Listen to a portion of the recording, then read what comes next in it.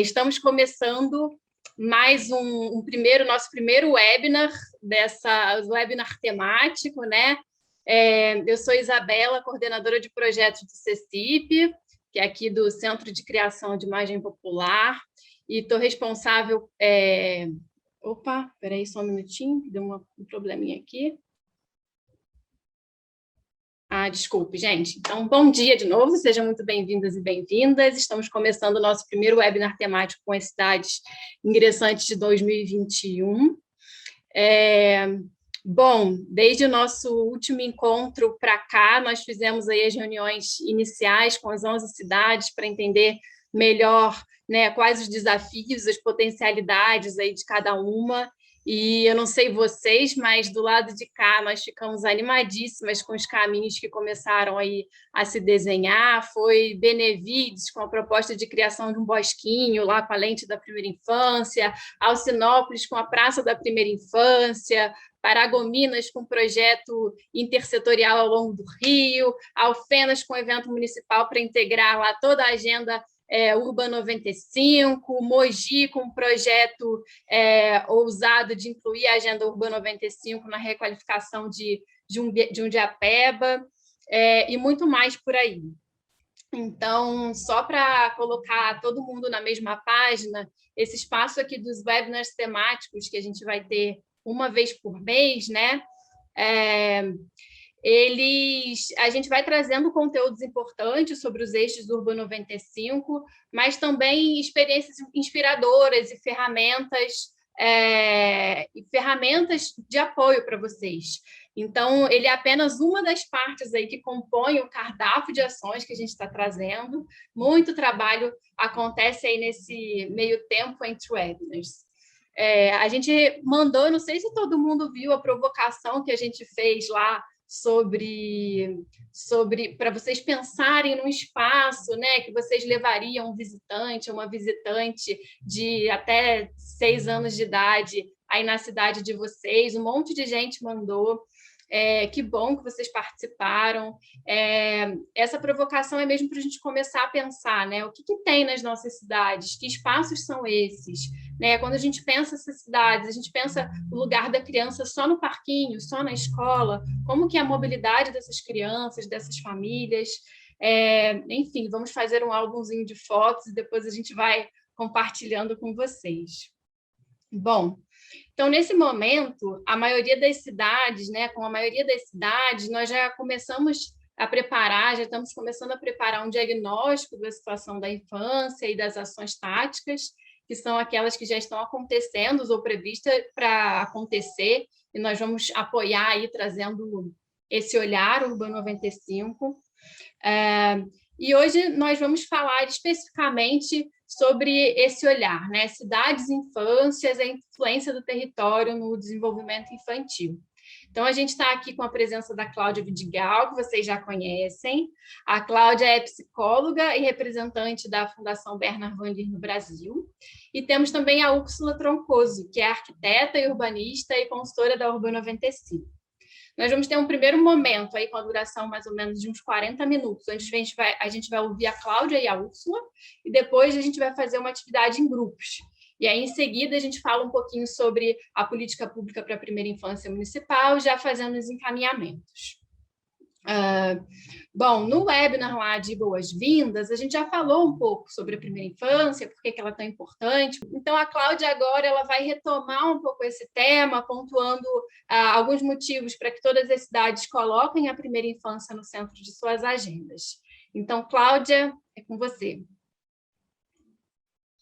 Obrigada, Isabela. Bom dia a todos e a todas.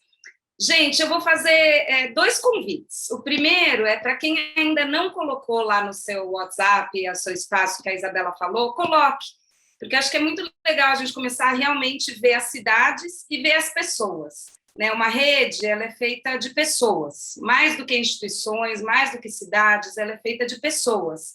E a gente tem visto um movimento super interessante ali no outro grupo das primeiras cidades, que depois de um ano de trabalho juntos e se encontrando e trocando experiências, as cidades criam um movimento próprio de colaboração e é muito legal. É muito legal você ver o Rio Grande do Sul colaborando com o Pará, enfim, uma cidade inspirando a outra. Poxa, eu estou pensando numa questão de mobilidade, parece que Fortaleza está fazendo algo interessante, Jundiaí tem uma experiência em parques. Então, enfim, claro, o CECIP, a Fundação, a Úrsula, os consultores, a gente tem muito a trazer para a mesa, espero que a gente tenha muito a trazer para vocês, mas eu não tenho dúvida que a grande riqueza desse processo está na colaboração entre vocês. Então, por isso vem o segundo convite, e ninguém precisa se constranger se não quiser aceitar nesse momento, mas que fique aí com essa vontade, que a gente abrir as câmeras, a gente fazer esses encontros mostrando a nossa cara, se apresentando. Quem estiver em trânsito ou não puder, a gente compreende, vão ter momentos que não dá, a gente também, mas sempre que isso for possível, é muito legal que a gente comece a se enxergar e se conhecer e se reconhecer nessa rede. Então, esse é o convite para hoje, e, de novo, sem constrangimentos, quem não puder, tem momentos que um de nós também não vai poder, e está tudo bem, mas quando a gente puder, é muito legal, porque a gente vai começando a se conhecer. A gente, claro, né, a gente tem o sonho e o desejo, e eu acho que não vai ser só um sonho e desejo, acho que vai ser um sonho, um desejo, um projeto e uma realidade de fazer um encontro presencial das cidades, que a gente possa se encontrar, se conhecer pessoalmente, trocar, jantar juntos, tomar cerveja, enfim, curtir um pouquinho um encontro depois de algum tempo, né? Então, eu acho que a gente precisa começar por aqui, aí se aquecendo para isso tudo.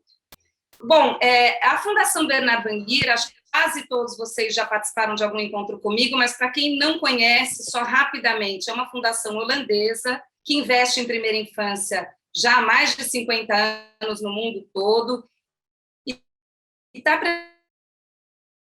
presente. Hoje, a gente tem 3 eixos principais de investimento no Brasil e no mundo, que são programas de fortalecimento das competências parentais, que a gente chama de Parent Plus, o Urban 95, que é o do que a gente está falando aqui hoje, e um programa que a gente chama de Early Years, que é um programa de advocacy, de fortalecimento de lideranças, de criar oportunidades para as lideranças crescerem e se desenvolverem no seu pleno potencial também como lideranças de programas de primeira infância. Então, são esses 3 eixos. Nós estamos aqui no eixo da Urban 95. E vamos falar um pouquinho do porquê que a Fundação escolheu investir em primeira infância. Quando a gente fala de primeira infância, a gente está falando dos primeiros anos de vida, né? A gente está falando da gravidez até os 6 anos. Mas a gente enfatiza bastante os 3 primeiros anos, que é onde muitas coisas acontecem, né? Onde todas as funções cognitivas, a gente vai ver essa curva verde das funções cognitivas, essa se espalha um pouquinho mais. Mas quando a gente fala das funções de linguagem, quando a gente fala das capacidades sensoriais, da visão, da audição, tudo isso acontece principalmente até os 3 anos de idade. Então, é muita coisa acontecendo no cérebro de um bebê. Né? É como se, na verdade, não é como se, não. A cada segundo, são milhões de conexões acontecendo e criando, então, como se fosse uma esponjinha, né? Criando ali as oportunidades de novas conexões e novas conexões. E acho que, assim, eu sou psicóloga, como a Isabela falou, as ciências, né, a psicologia, a pedagogia, então a gente tinha alguns autores, devem ter alguns aqui parceiros do campo da educação que os conhecem, o Spitz, a gente tem o próprio Freud, a gente tem Vygotsky, a gente tem Piaget, todos esses autores falavam da importância do comecinho da vida, principalmente no campo da pedagogia, da psicologia e da psicanálise. Mas foi quando a neurociência entrou em campo e conseguiu fotografar o cérebro, e conseguiu demonstrar, pode passar mais uma... Né? Foi quando a neurociência foi mostrando o que acontecia no cérebro de uma criança, que toda a comunidade científica acordou que essa era uma janela de oportunidade importante demais e descuidada demais, negligenciada demais. É como se a gente falasse assim, para pequenininho, quem nunca ouviu essa frase? Nossa, a escola é tão cara, e uma criancinha tão pequenininha, para quê? Né, no comecinho da vida ali vai pagar caro para a escola, como se qualquer coisa tivesse bom para as crianças pequenas. E esse é o senso comum mesmo, né? A gente ouve de todos nós, alguém aqui de nós já fala, não precisa disso tudo, ele é tão pequenininho. Na realidade, esse comecinho da vida é onde tudo está acontecendo ali no cérebro da criança. Essas 2 fotos, elas demonstram aqui a diferença de um cérebro de uma criança menos nutrida, desnutrida, e o cérebro de uma criança bem nutrida. Então, a capacidade de conexões neuronais ligada à nutrição. E é por isso que, quando a gente fala de desenvolvimento, a gente fala de desenvolvimento integral, porque nós não estamos falando do desenvolvimento da linguagem, do desenvolvimento motor, do desenvolvimento das capacidades, das funções cognitivas, do desenvolvimento psíquico, físico, emocional. Nós estamos falando de todos esses campos que, de forma integrada, vão se desenvolvendo. E ali a gente demonstrou como a nutrição influencia no cérebro. Essa foto, ela demonstra o cérebro de duas crianças da mesma idade, que passaram por experiências socioemocionais muito diferentes. O cérebro menorzinho é de uma criança que viveu numa instituição de acolhimento, daquelas antigas, né, com 400 crianças, com pouco apoio emocional, com pouco colo, com pouca interação olhos nos olhos, conversas, né, o diálogo entre o adulto e a criança, pouca oportunidade de brincar lá fora, na natureza, ficavam muito tempo no berço, ali, sobrevivendo àquela etapa da vida, vamos dizer assim. Foi isso que aconteceu com o cérebro da criança pequenininha, que teve toda a nutrição perfeita, dormia, tinha remédio, ninguém estava doente, nada disso. Mas o cérebro ficou desse tamanho. E esse da esquerda é o cérebro de uma criança que viveu numa família normal, que teve oportunidades de interações normais. Esse estudo foi conduzido pela Universidade de Harvard, pelo professor Charles Nelson, que é um parceiro nosso, inclusive, que a gente dialoga bastante, e que foi descobrindo, então, que essas experiências socioemocionais entre adultos e crianças eram importantíssimas para o desenvolvimento pleno do cérebro, da capacidade cerebral. Podemos seguir.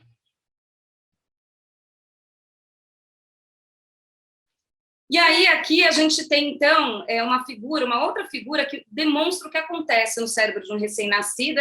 Cada risquinho desses do azul mais escuro é um risquinho que demonstra uma conexão neurológica, né?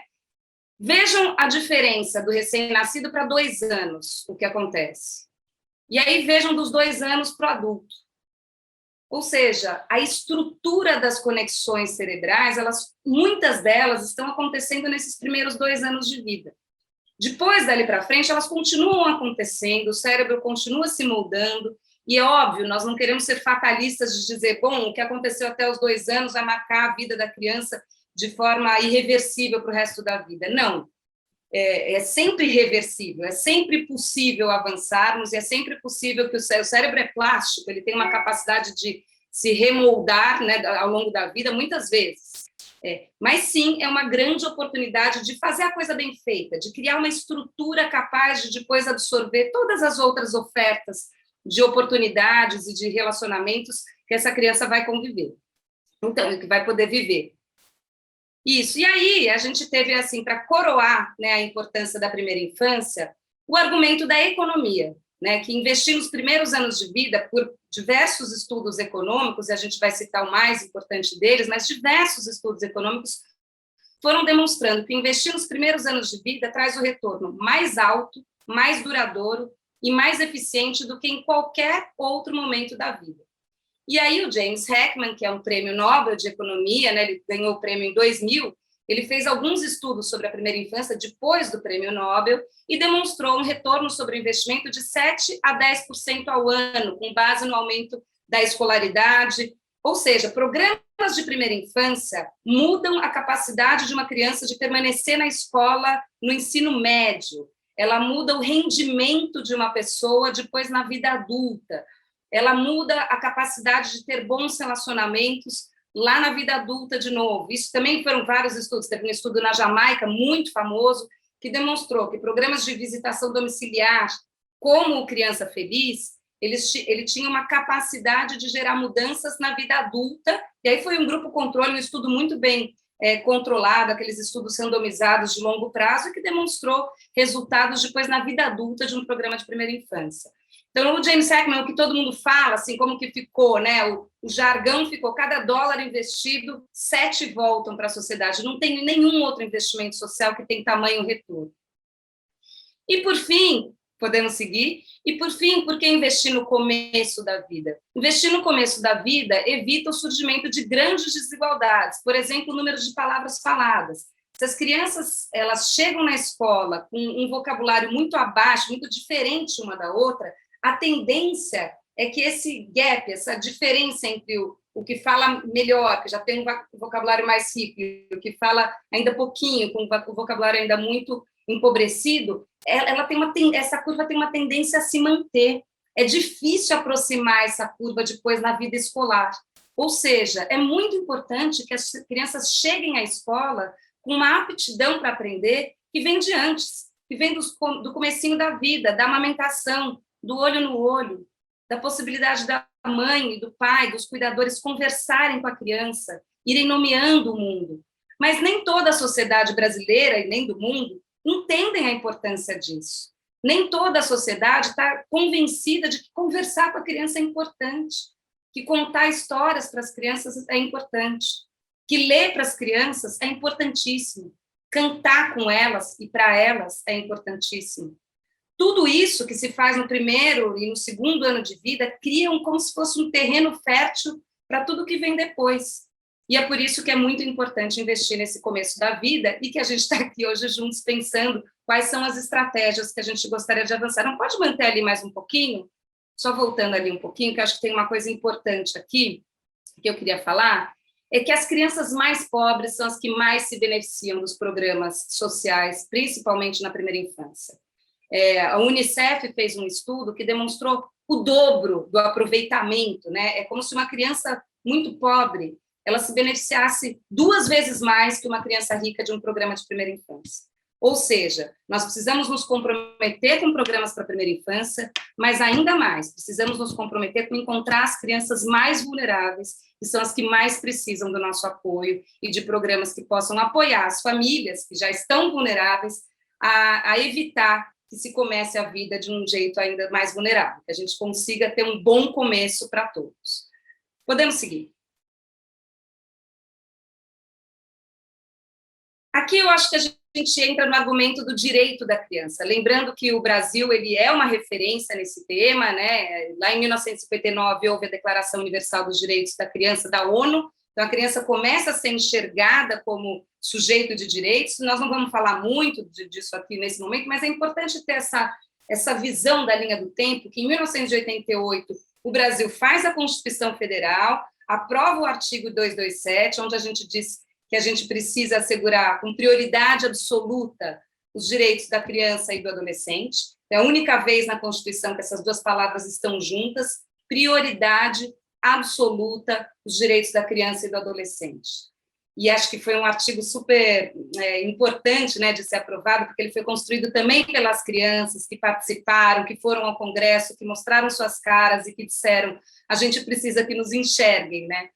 E aí foi muito legal, porque logo no ano seguinte, a gente teve a Convenção dos Direitos da Criança da ONU novamente, e em 1990 o Estatuto da Criança e do Adolescente. Então, o Estatuto da Criança e do Adolescente já respondendo à Convenção dos Direitos da Criança. Foram anos incríveis, né, entre 88 e 90, para os direitos da criança no Brasil.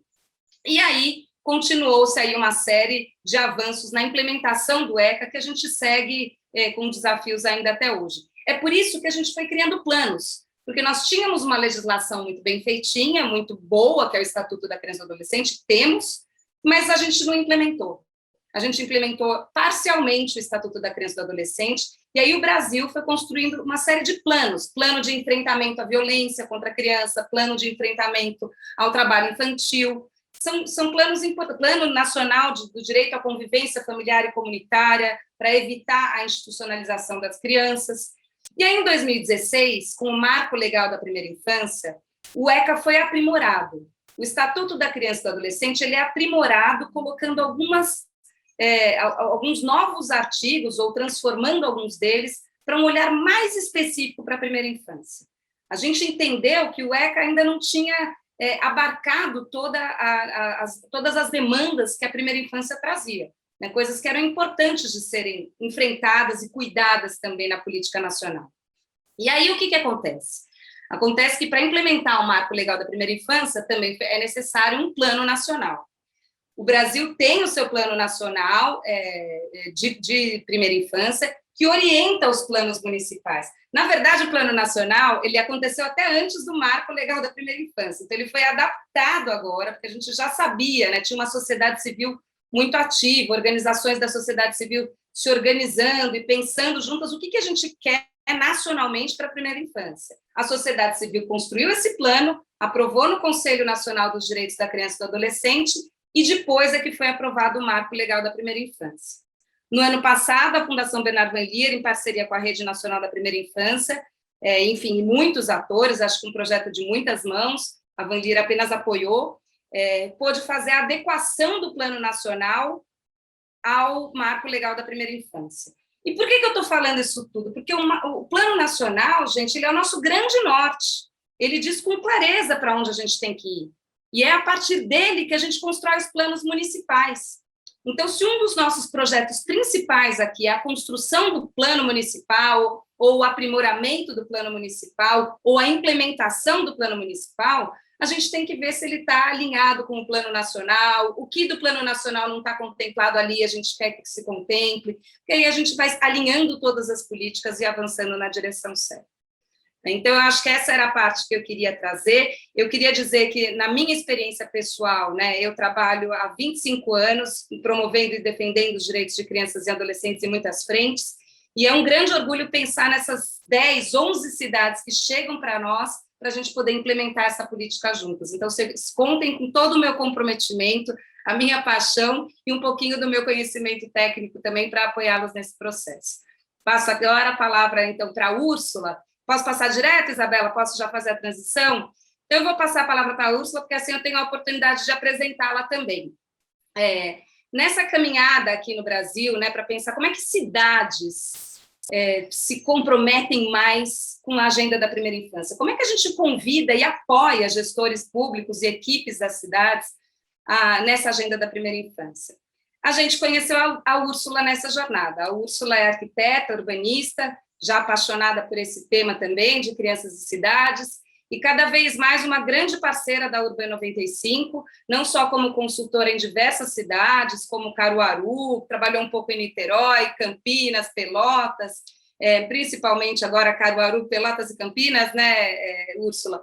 E agora num projeto maior, mais desafiador e mais abrangente, lá em Jundiaí também. Enfim, a Úrsula está trabalhando como consultora da Urban 95 muito a fundo em cada uma das cidades, olhando para as vulnerabilidades, mas principalmente pensando onde tem oportunidade e onde a gente pode avançar com essa agenda. Não só a partir da Urban 95, ela tem também enfim, acho que ela atua em diversas outras frentes, muito dentro do Instituto de Arquitetos do Brasil e, portanto, provocando, promovendo e participando de muito debate sobre cidades e primeira infância. Eu passo, então, a palavra para a Úrsula, com muita alegria e muito orgulho de tê-la no nosso time. Obrigada, Cláudia. Bom dia para todas, todos.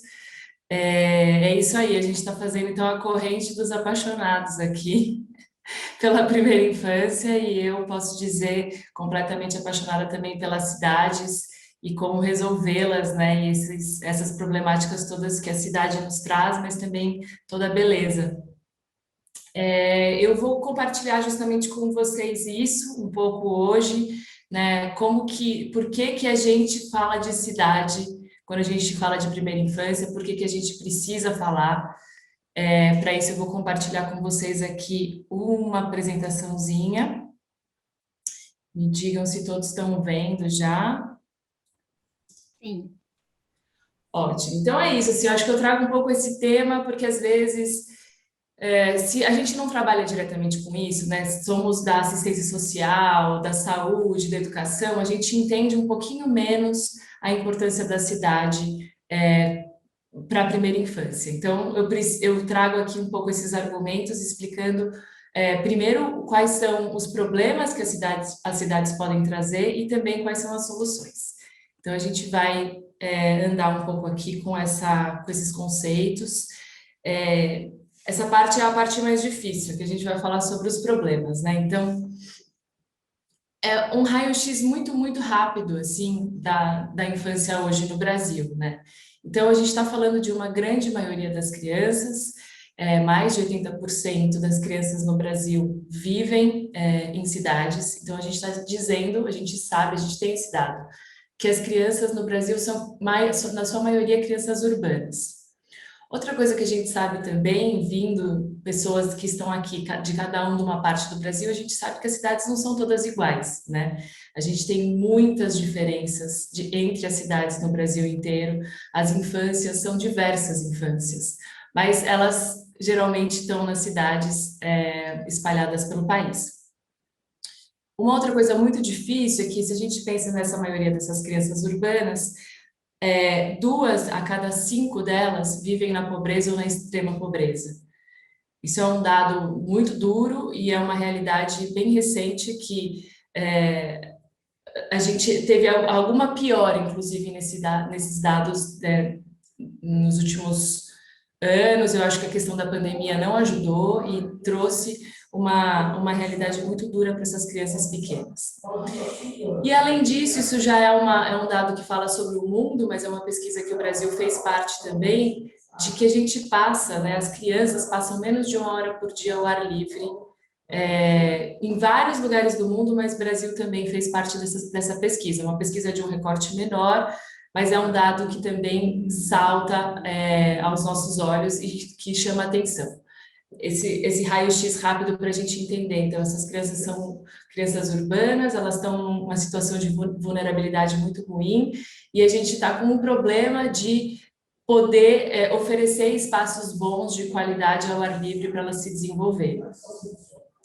Por quê? Né? E aí eu acho que a gente traz um pouco dessas questões que a cidade acaba por problematizar, né? Então, as crianças que vivem nas cidades, elas têm alguns problemas para poder usufruir das cidades, dos espaços públicos. O grande vilão, tem um pensador que fala sobre espaços de brincar na cidade, que ele é um inglês, que chama Tim Gill. Ele fala que o grande vilão das cidades, no caso das crianças, é o automóvel, né? Então, os acidentes de trânsito são super problemáticos mesmo. Hoje já é a principal causa de morte de crianças no Brasil, segundo a ONG Criança Segura. Então, isso é uma questão que a gente precisa lidar, assim, quase que número 1. Se a gente quer que as cidades sejam boas para as crianças, a gente vai precisar lidar com a questão do automóvel. A questão do estresse e saúde mental também é um ponto importante, porque a gente sabe que para o desenvolvimento infantil é muito ruim estresse tóxico, né? Que é aquele estresse que é contínuo, todos os dias, né? A poluição sonora, a interrupção de sono, a falta de convivência com outras pessoas atrapalha no desenvolvimento infantil, e às vezes as cidades podem causar isso. A questão da falta de atividade física é um grande problema também, porque, como a gente estava vendo, essas crianças, elas não têm esses lugares de brincar ao ar livre, né, de se desenvolver com liberdade, elas estão quase sempre emparedadas, né, ou dentro de casa, ou dentro das instituições. Isso provoca a falta de atividade, as crianças ficam mais nas telas, e isso é um problema grave, que traz diversos outros problemas de saúde. Tem uns dados aqui que eu trouxe, que é do SUS de 2019, que 15% das crianças de 0 a 5 anos no Brasil têm excesso de peso, e 30% de 5 a 9 anos têm excesso de peso. Então, realmente a gente precisa também falar sobre isso.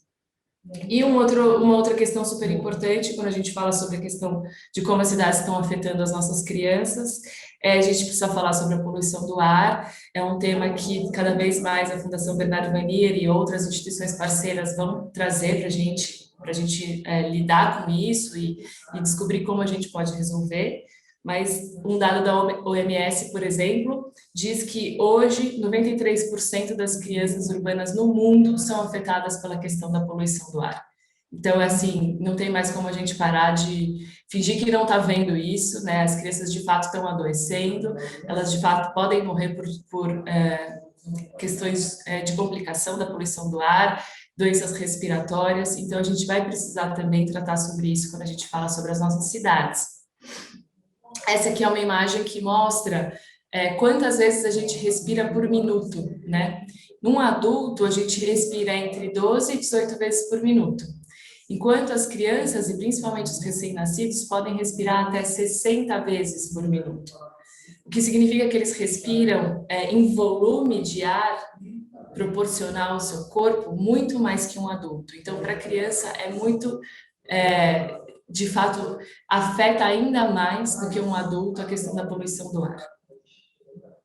Bom, dito tudo isso, né, com esse raio-x um pouco negativo, porque a gente sabe que a gente está falando de cidades que têm todos esses problemas, a gente também acredita que a cidade justamente é uma oportunidade, né? Por isso que, inclusive, o projeto chama Urban 95, que significa o que você mudaria se você experimentasse a cidade na altura de 95 centímetros, que é mais ou menos a altura média de uma criança de 3 anos.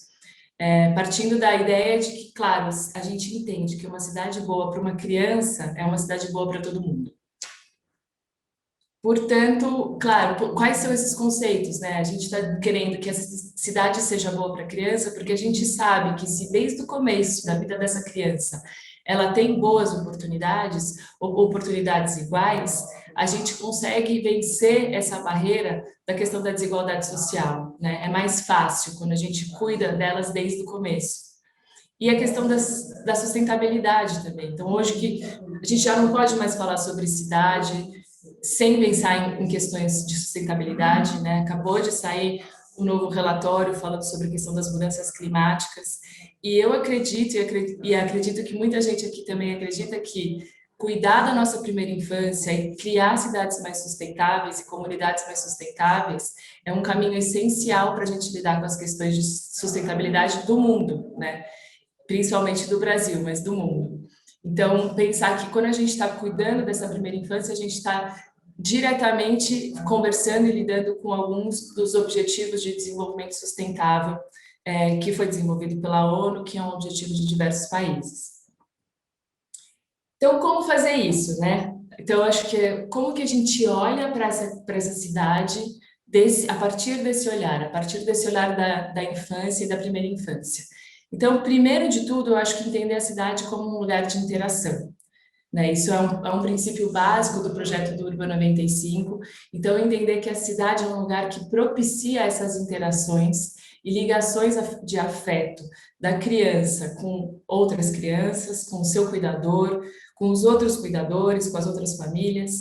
Então, como que a gente cria essa plataforma, essa cidade que permite essas interações e essas relações de afeto? Outra questão super importante, que também a gente vai falar, né, no projeto do Urban 95, é como a gente vai desemparedar essas crianças.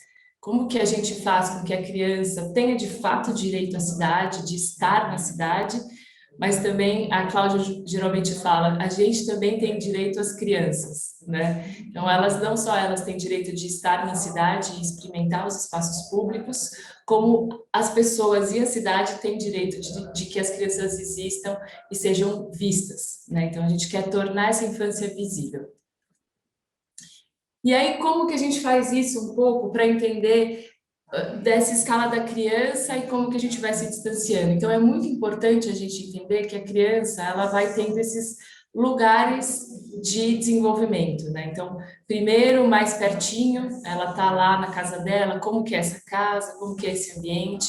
Depois, a vizinhança mais próxima, né? O bairro, a escola, as primeiras interações que ela começa a ter na cidade. Depois, sim, a gente fala numa grande escala de cidade de planejamento.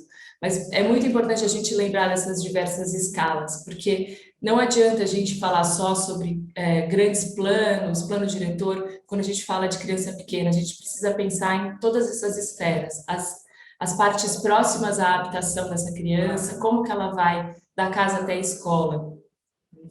E para isso eu até trago essa frase do Paulo Freire, que eu acho bonita, que ele diz: antes de me tornar um cidadão do mundo, eu fui um cidadão do Recife. Aqui cheguei a partir do meu quintal, no bairro da Casa Amarela. Quanto mais enraizado na minha localidade, tanto mais possibilidades tenho de me espraiar, de me mundializar. Ninguém se torna local a partir do universal. O caminho é inverso. Então é muito boa, assim, né? Aquele quintal, aquele bairro que o tornou um cidadão. Outra questão muito importante quando a gente pensa nessa proximidade da criança com a cidade é pensar nesses deslocamentos que essa criança faz, né? Então, quando a gente pensa e planeja a cidade para os adultos, a gente imagina que o adulto está saindo de um ponto A para um ponto B e que ele faz isso com uma certa objetividade, né? Ele quer ir mais rápido possível e etc.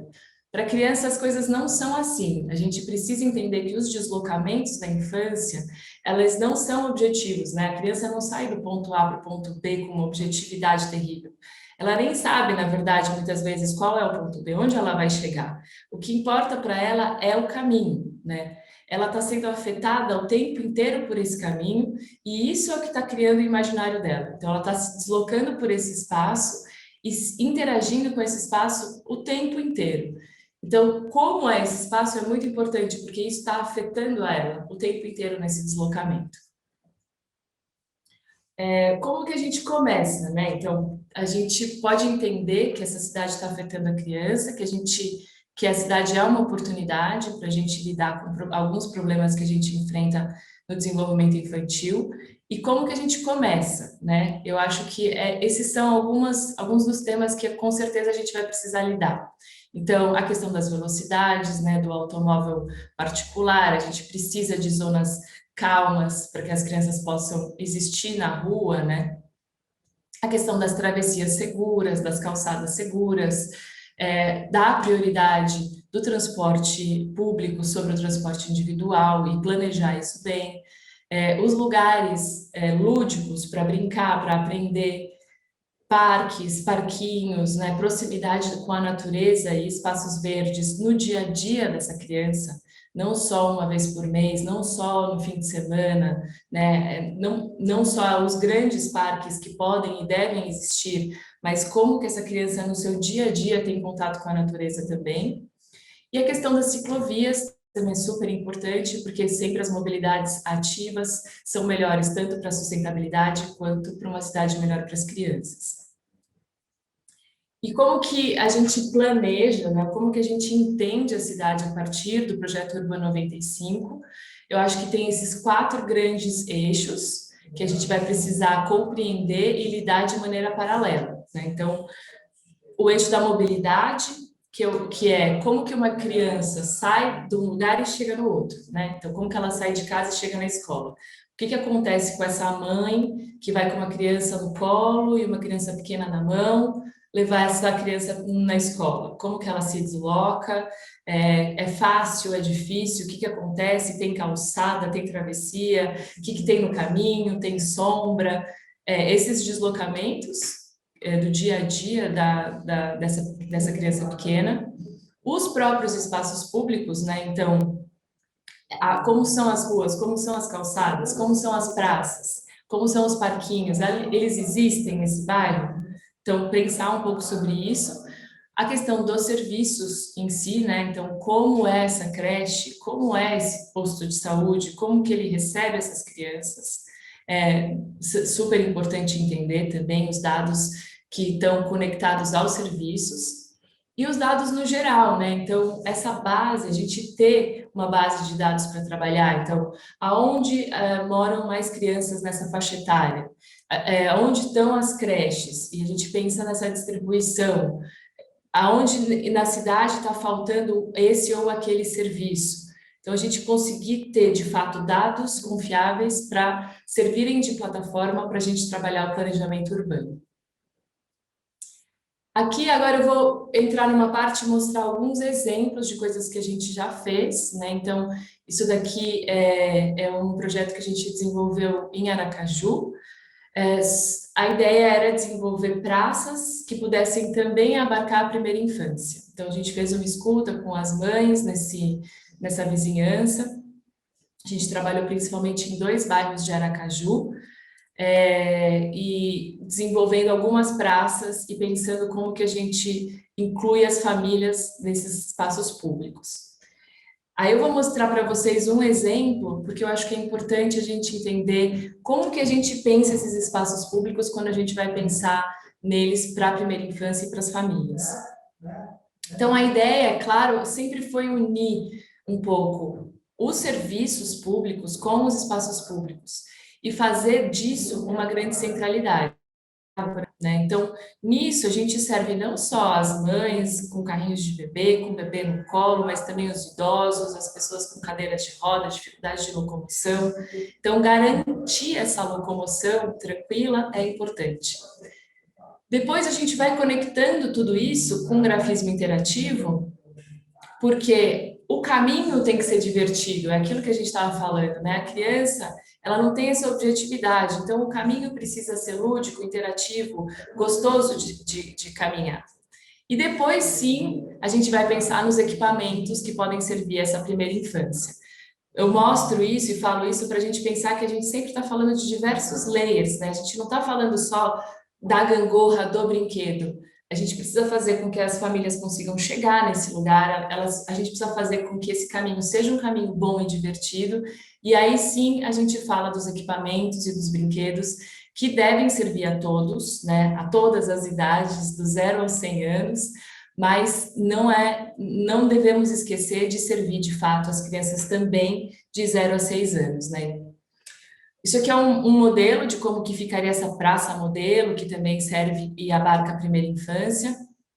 Eu trouxe algumas imagens aqui para a gente ver. Era um desenho super simples, que poderia ser feito com um material que estava disponível para a prefeitura usar, tinha que ser barato. A gente sabe que essa é a realidade de muitas cidades no Brasil.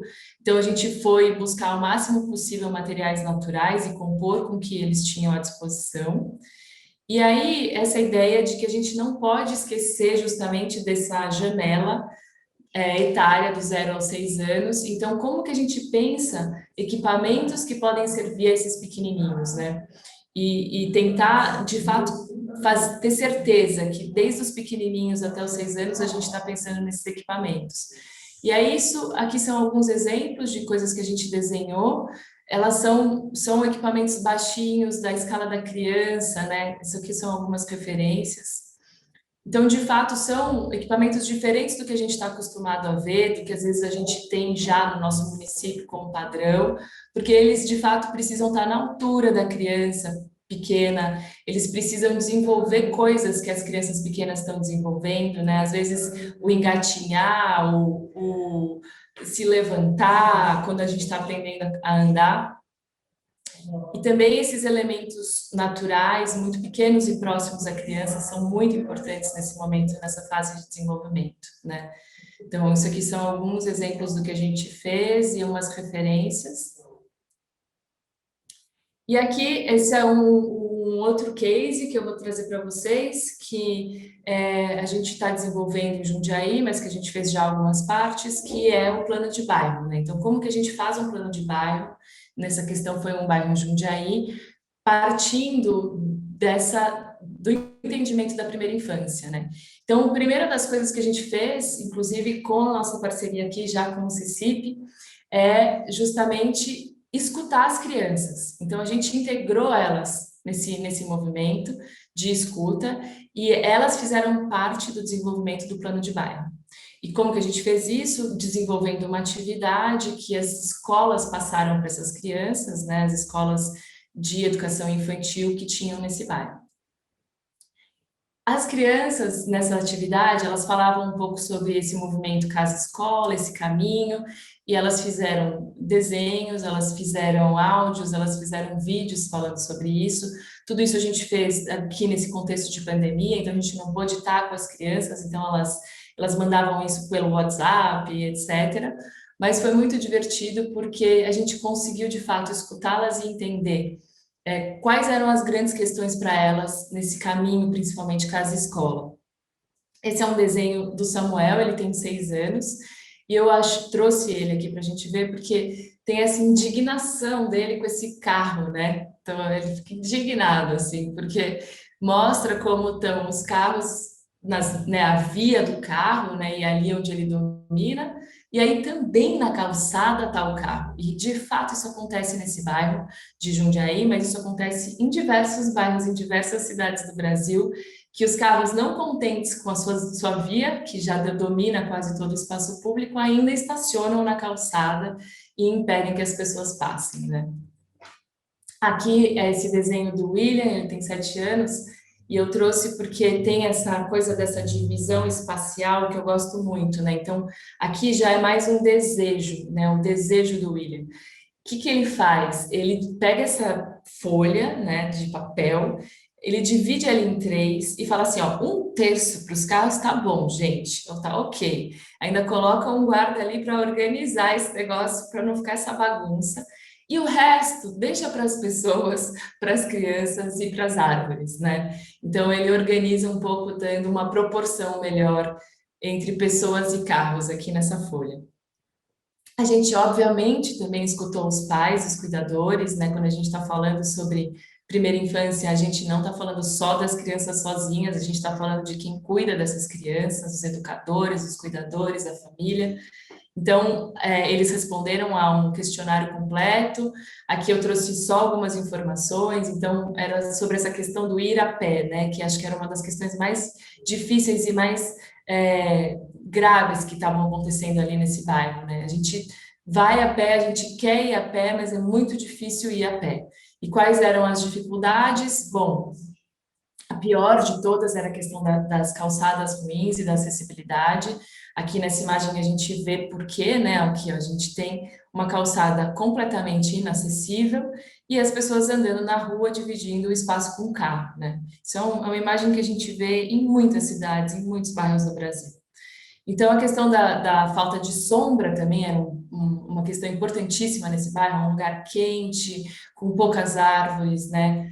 Então, a partir dessa escuta, né, e dessa dificuldade de caminhabilidade que a gente percebeu nesse bairro, tanto das crianças nos dizendo quanto dos cuidadores, a gente fez algumas propostas que agora a gente está estudando e transformando em plano, né? Então, por exemplo, uma proposta para melhorar a caminhabilidade, principalmente próximas às escolas, né? Esse muro é um muro próximo de uma escola.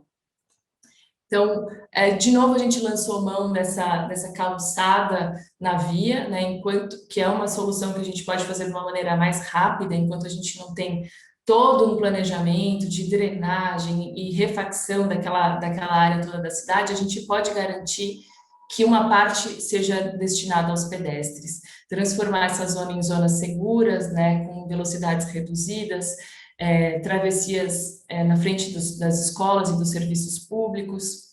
A questão de mobilidade também, né, e aí ampla, então aqui a gente, por exemplo, tem um ponto de ônibus. Como que esses pontos de ônibus podem servir essas famílias também, né, e serem mais adequados? Então, pontos de apoio, trocador, bancos que sejam do tamanho das crianças, que elas também precisam se sentar e precisam descansar, às vezes até mais que os adultos, pelas perninhas pequenas. E é exatamente isso, garantir zonas seguras, né, para que essas famílias possam atravessar, esperar o ônibus com tranquilidade. A questão da natureza, e essa natureza que eu digo do cotidiano, né? Então, esse murão azul aqui é o murão de uma escola.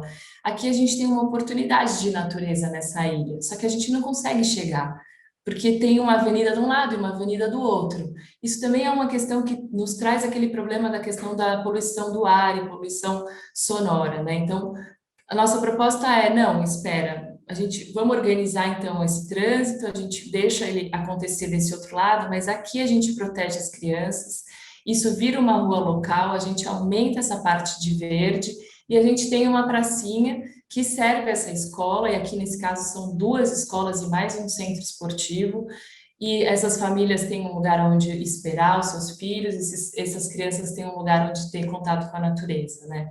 Então, organizar um pouco pensando a partir das famílias e das crianças pequenas.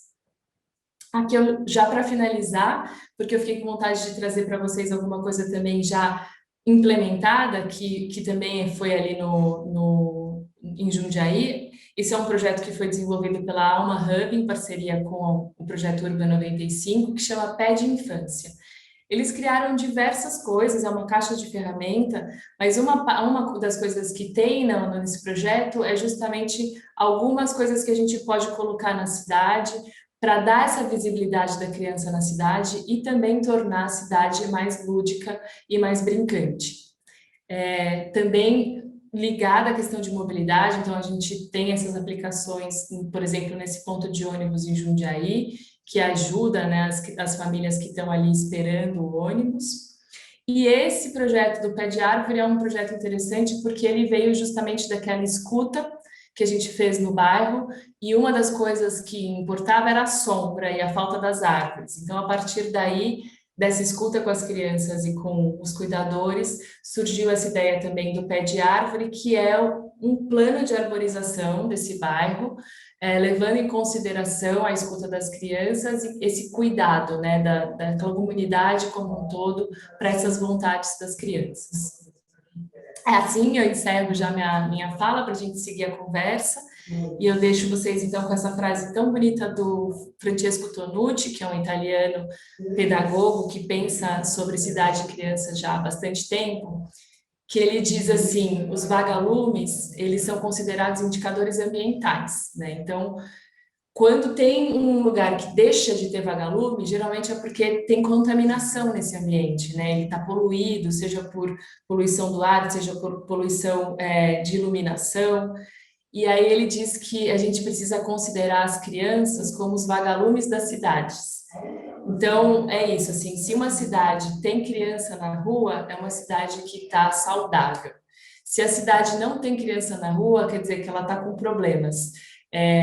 As crianças são esses indicadores ambientais das cidades. É isso, obrigada, gente.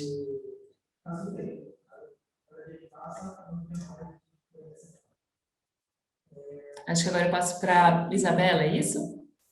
Eu pego aqui, Úrsula. Você quer complementar, Cláudia? Não, pode pegar. Tá bom. Queria agradecer a Úrsula e a Cláudia, foram duas falas muito inspiradoras, acho que trouxeram muita coisa para pensar, né? Acho que muita inspiração, assim, acho que deve ter muita gente já pensando na sua cidade. E agora eu vou, na verdade, bom, quem não me conhece ainda, sou a Bianca, eu sou articuladora da iniciativa Urban 95 nas cidades, nessa nova leva de cidades. E agora, nessa parte do webinar, eu queria convidar vocês a colocar um pouco a mão na massa, né? A gente fica só escutando, e a gente queria que vocês produzissem alguma coisa assim em conjunto. E aí, se inspirando nisso que a Cláudia e a Úrsula trouxeram, a gente vai fazer uma proposta para vocês. A gente vai se dividir em grupos para refletir um pouco e juntos sobre a nossa cidade Urban 95, tá? Então, primeiro eu queria que vocês pensassem numa cidade ideal, uma cidade que começa a ser construída hoje, considerando a lente da primeira infância, ou as lentes, né? Como é essa cidade sonhada? Que elementos ela tem? Que políticas e que serviços para as crianças mais novas e para os seus cuidadores você desenvolveria para essa cidade? E agora vem o pulo do gato. Como construir essa cidade a partir de ações intersetoriais? É isso que a gente vai fazer agora, a gente vai dividir os grupos, cada grupo vai ter um facilitador, e a ideia é que a gente debata essa cidade dos sonhos, trazendo elementos para tornar essa cidade real. Passa para o próximo slide, Marieta, por favor. A gente vai preencher, cada sala vai ter esse slide que vai estar com o facilitador, e a ideia é a gente descrever o que seria essa ação, né? Depois que a gente debate, a gente vai colocar aqui o que seria essa ação, que secretarias estariam envolvidas e como fazer isso se tornar realidade, tá bom? A gente vai ter 20 minutinhos para isso.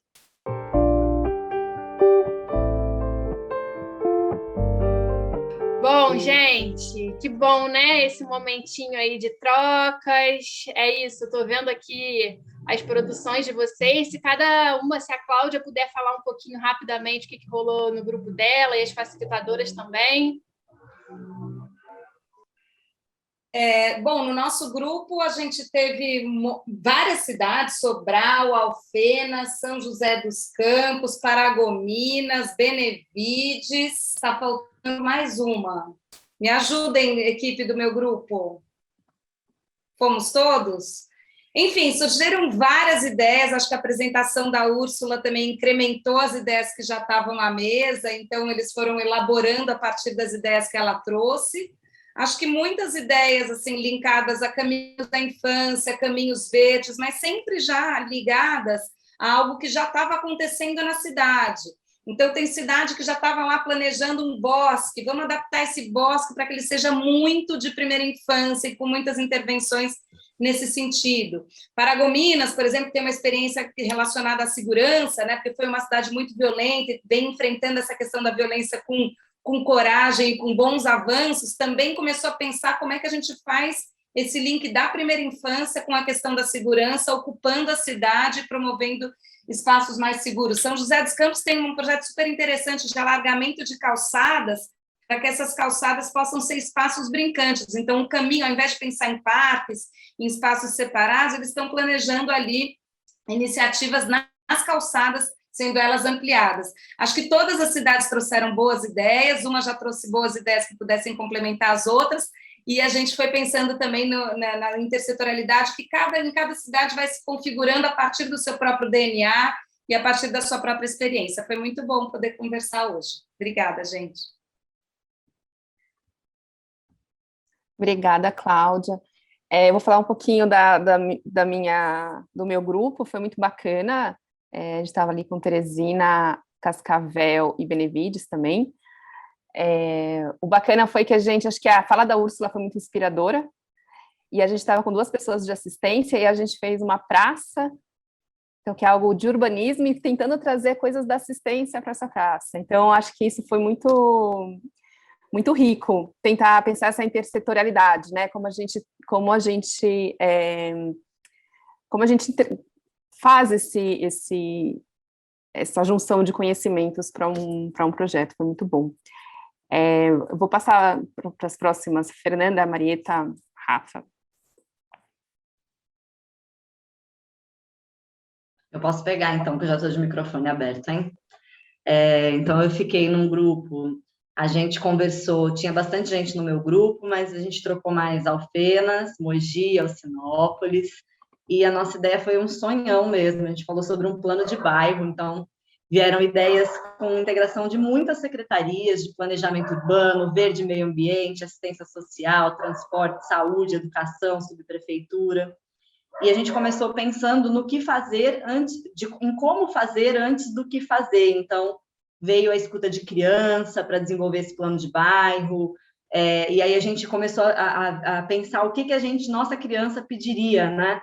Então, saiu espaço de lazer seguro, agradável, interação e integração com outras crianças, caminhos dos serviços fazem parte, né, desse desejo, envolver os equipamentos no entorno, fazer os espaços brincantes, interativos no entorno desses lugares. Então, foram essas as ideias que surgiram nesse grupo.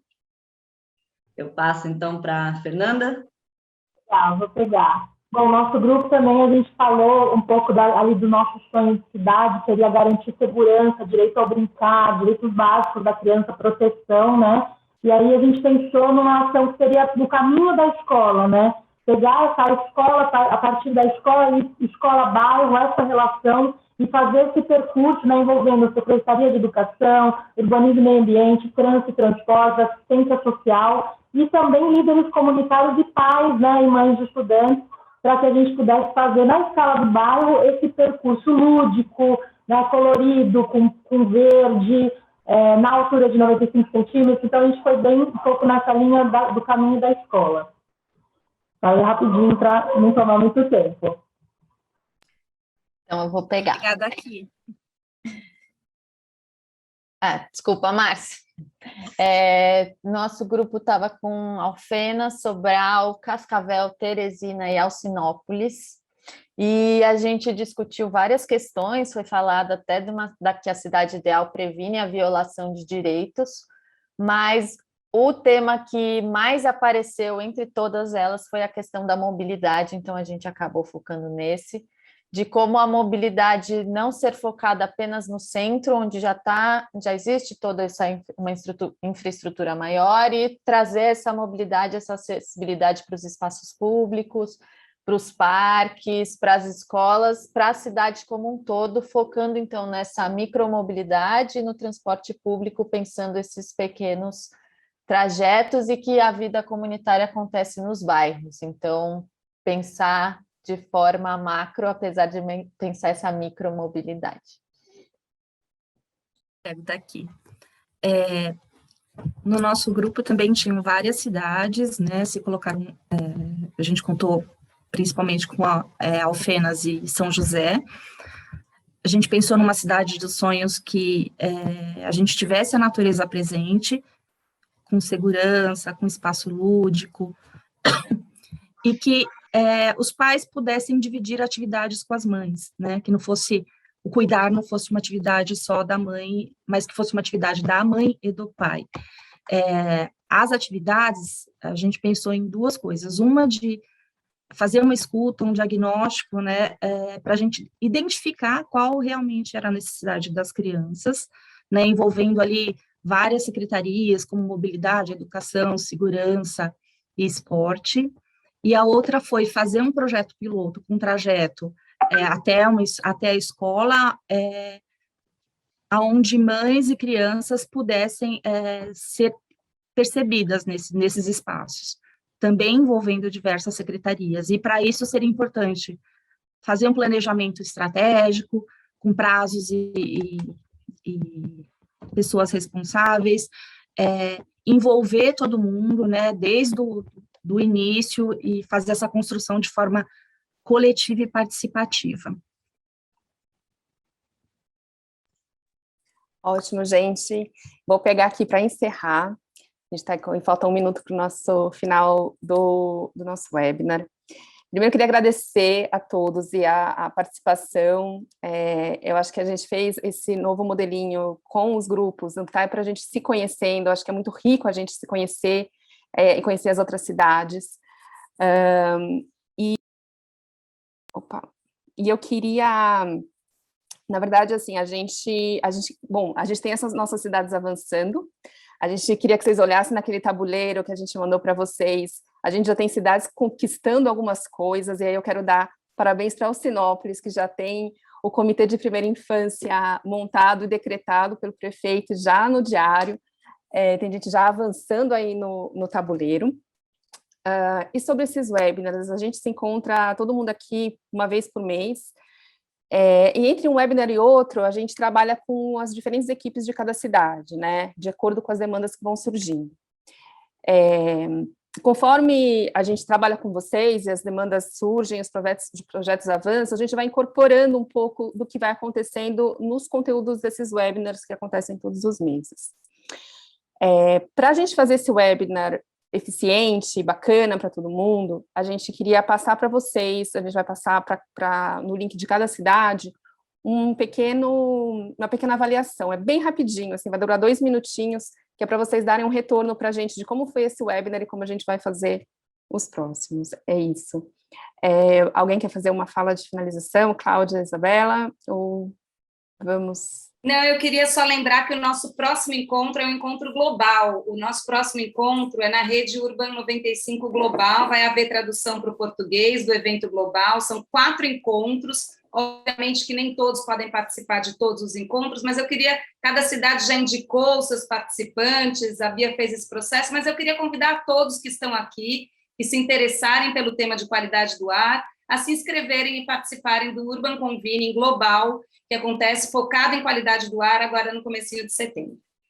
A gente também passa o link para vocês, tá? Então, as cidades já indicaram seus participantes, mas é um evento que a gente gostaria de abrir a oportunidade para todos vocês. Gente, muito obrigada, vamos terminar no tempo, a gente vai ter um compromisso com a pontualidade aqui, começando sempre no horário, terminando no horário, então, boa tarde para vocês. Se alguém tiver alguma dúvida, a gente fica aqui mais 5 minutinhos para esclarecer para vocês. Beijo, obrigada.